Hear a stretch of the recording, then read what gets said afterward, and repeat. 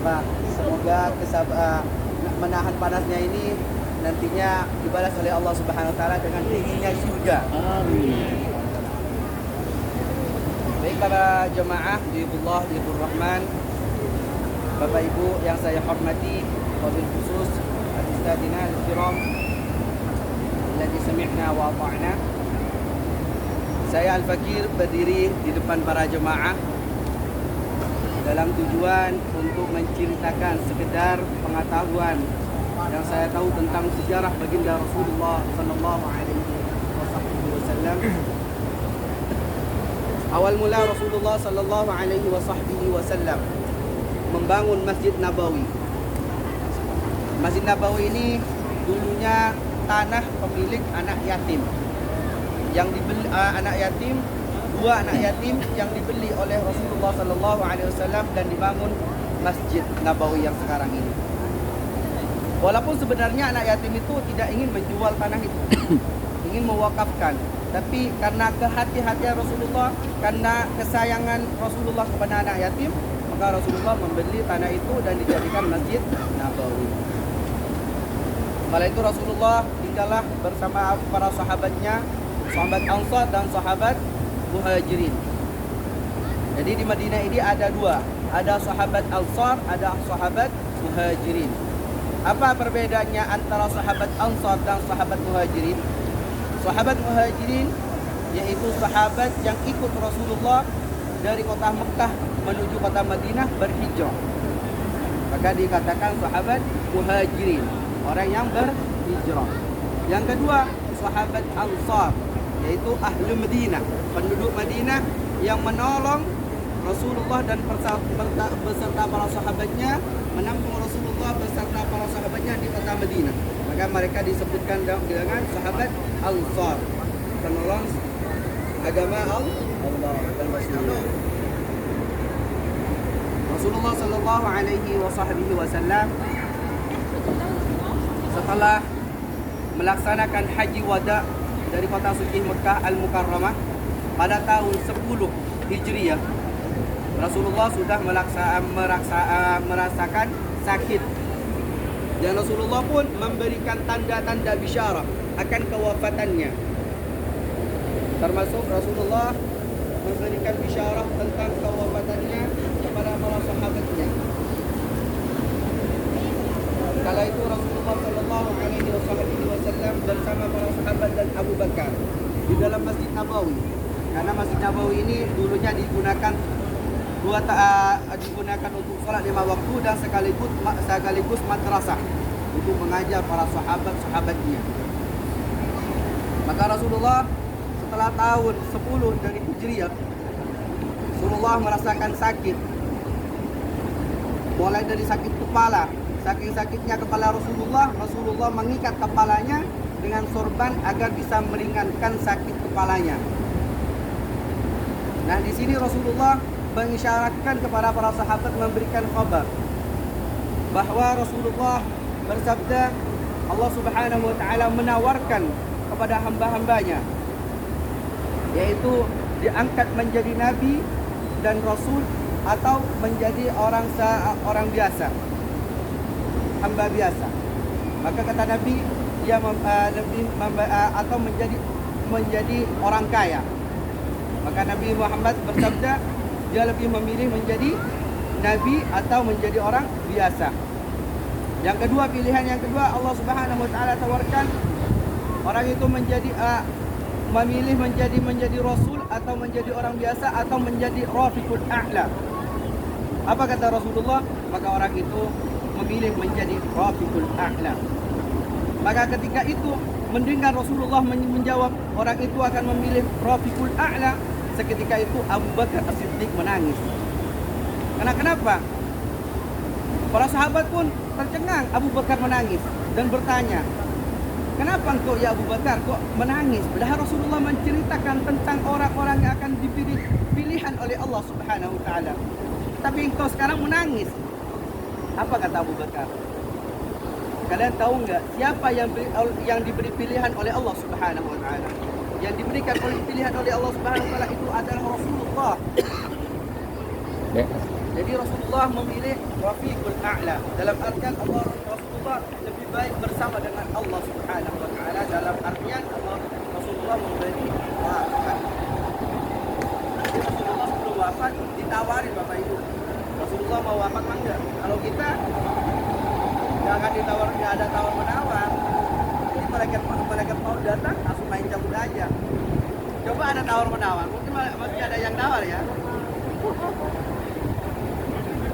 Setelah itu Rasulullah Shallallahu Alaihi Wasallam dan Abu Bakar merasakan kewafatan Rasulullah, dan ternyata setelah beberapa hari dari itu Rasulullah wafat. Setelah Rasulullah Shallallahu Alaihi Wasallam wafat, terdengarlah kewafatan Rasulullah di kota Madinah Al-Munawwarah. Maka Sayyidina Umar, sahabat Rasulullah yang sangat mencintai Rasulullah. Kenapa saya bilang Sayyidina Umar sangat mencintai Rasulullah? Karena pernah terjadi suatu saat Rasulullah kehausan. Maka diambilkan air oleh Sayyidina Umar. Dan Rasulullah meminum air itu karena Rasulullah sangat haus. Apa kata Sayyidina Umar? Rasulullah yang haus, tapi saya yang merasakan kesegaran air yang diminum oleh Rasulullah. Itulah orang yang cinta. Jadi orang cinta itu apabila orang yang cintai bahagia, walaupun dia menderita, tetapi tetap merasakan kebahagiaan. Setelah itu Sayyidina Umar mendengar bahwa Rasulullah wafat, maka Sayyidina Umar mengeluarkan pedangnya. Sayyidina Umar mengeluarkan pedangnya sambil bermundar-mandir di depan rumah Sayyidatina Aisyah. Karena Rasulullah dimakamkan di rumah Sayyidati Aisyah, istri Rasulullah. Mundar-mandir karena Sayyidina Umar tidak bisa masuk ke rumah Rasulullah, tidak bisa mesti Rasulullah wafat bangga, tidak bisa. Karena kenapa? Karena Sayyidina Umar bukan keluarga Rasulullah. Karena di dalam hanya ada Rasulullah dan Sayyidati Aisyah. Jadi Sayyidina Umar hanya mundar-mandir di depan rumah dan dikelilingi oleh banyak orang, dan Sayyidina Umar membuka pedangnya sambil berkata, siapa yang berani bilang Rasulullah itu wafat, maka saya akan penggal lidahnya, kata Rasulullah. Karena kenapa? Karena sesungguhnya Rasulullah sekarang dipanggil oleh Allah Subhanahu wa taala dan pasti akan kembali. Jadi Sayyidina Umar tidak percaya kalau Rasulullah itu wafat. Akhirnya Abu Bakar As-Siddiq datang. Nah, barulah Abu Bakar As-Siddiq bisa masuk ke rumah Rasulullah. Karena kenapa? Karena Abu Bakar merupakan mertua dari Rasulullah, orang tua dari Sayyidatina Aisyah. Masuklah Abu Bakar, dan Abu Bakar membuka kain kafan yang menutupi Rasulullah, maka dibuka dan mencium dahi Rasulullah Sallallahu Alaihi Wasallam. Dan di situ Abu Bakar berkata, ya Rasulullah, sungguh harum wangi tubuhmu ya Rasulullah. Waktu tubuhmu sangat wangi, dan sampai wafat tubuhmu masih wangi. Maka Abu Bakar As-Siddiq radhiyallahu taala anhu keluar dari rumah Sayyidatina Aisyah, keluar menemui Sayyidina Umar yang sedang dan tidak percaya akan kewafatan Rasulullah sallallahu alaihi wasallam. Itu Umar masih mondar-mandir. Dia tidak percaya bahwa Rasulullah sudah wafat. Akhirnya apa yang dilakukan oleh Abu Bakar? Ya Umar. Itu Umar tidak. Akhirnya Sayyidina Abu Bakar membacakan ayat wa ma Muhammadun illa rasulun qad khalat min qablihi apa au fitnat inqalabta ala a'qabikum wa man yanqalib ala aqibihi falan yadurra shay'an wa sayajzillahu syakirin. Yang artinya, siapa yang menyembah Muhammad, sesungguhnya Muhammad telah wafat. Tetapi siapa yang menyembah Allah, sesungguhnya Allah tidak pernah wafat. Ketika itu, ketika Umar mendengar ayat itu, maka Umar bergumam badannya dan meninggal. Umar pun bergumam dalam hatinya, akan pertama kali mendengar ayat itu. Padahal setiap hari ayat itu dibaca dan didengar oleh Sayyidina Umar bin Khattab. Dan Sayyidina Umar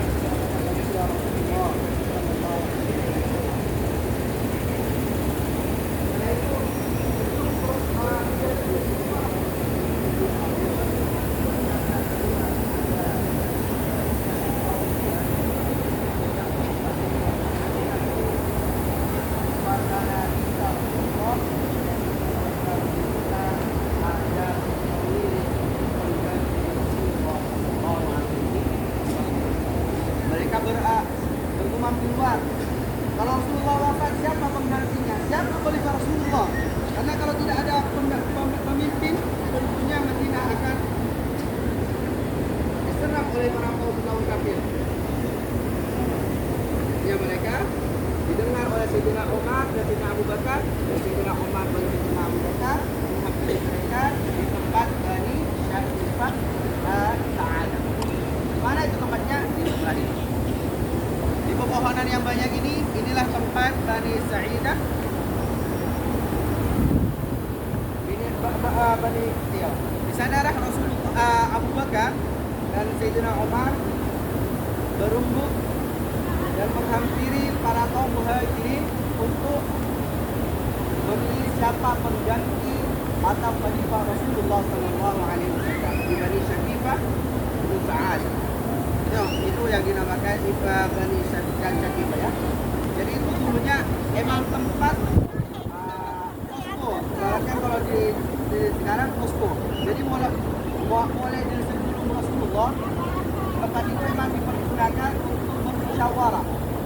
Apapun yang terjadi pasti di Bani Syakifah. Maka disitulah terpilihnya khalifah Rasulullah, yaitu Sayyidina Abu Bakar As-Siddiq radhiyallahu ta'ala. Kenapa Abu Bakar? Kenapa yang diambil Abu Bakar? Kenapa bukan Umar? Karena para sahabat dan para ulama menukil dari bisyarah Rasulullah. Ketika Rasulullah sakit, Rasulullah tidak mengimami Masjid Nabawi. Karena di Masjid Nabawi ini Rasulullah selalu mengimami sholat 5 waktu. Ketika Rasulullah sakit, Rasulullah memerintahkan pengganti Rasulullah untuk menjadi imam, yaitu Sayyidina Abu Bakar. Suatu saat pernah Abu Bakar, karena rumah Abu Bakar agak jauh dan Masjid Nabawi, jadi datangnya agak telat. Jemaah pun udah berkumpul semua. Nah, namanya juga manusia. Ayolah Umar, kamu jadi imam. Sudah lama ini kita tunggu Abu Bakar, kata para jemaah. Pada akhirnya Sayyidina Umar sampai dibujuk oleh tukang muadzinnya, yaitu Bilal bin Rabah. Sudah dah Umar, kamu jadi imam. Abu Bakar masih lama. Kasihan yang lain sudah pada panas sekarang ini. Sudah pada panas, kita kamu jadi imam. Ya, Umar maju. Ketika Sayyidina Umar mau bertakbir, Allahu Akbar, dipegat oleh Rasulullah. Ya, Rasulullah melarang Umar. Akhirnya Umar mundur dan sebut berkata, gara-gara kalian saya dimarahin. Ya, Umar mundur. Datanglah Abu Bakar. Mereka, kamu kemana? Saya dipermaluin ini sama mereka. Gara-gara kamu telat, saya terpaksa jadi imam dan Rasulullah melarang saya.